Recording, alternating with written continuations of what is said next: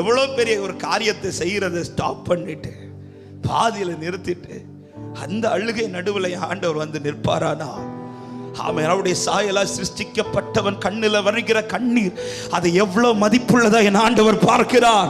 தேவ சபையே, தேவ ஜனமே, தேவ சமூகத்தில் நீங்கள் வடிக்கிற ஒரு சொட்டு கண்ணீர் கூட விலையற்றது கிடையாது.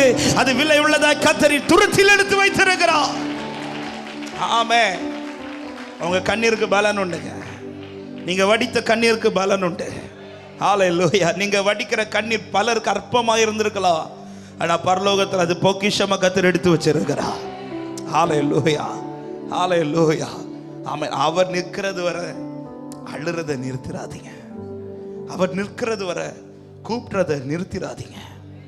ஆமென். குருடர்கள் அதட்டுறாங்க. யார் அதட்டுறாங்கன்னா சீஷர்கள் தான் அதட்டுறாங்க.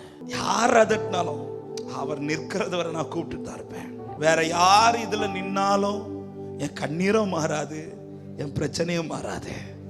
அவர் நின்றால் மாத்திரம்தான் நான் அழுகிற அழுகை மாறும், என் சூழ்நிலை மாறும்னு விசுவாசிக்கிறவங்க ஹல்லேலூயா. நீங்க நிக்கணும் ஆண்டவரே.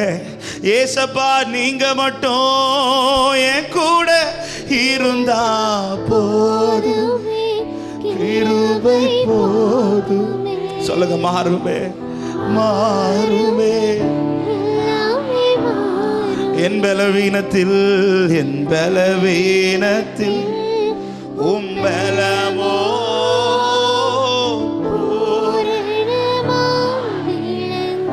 ஆமென்.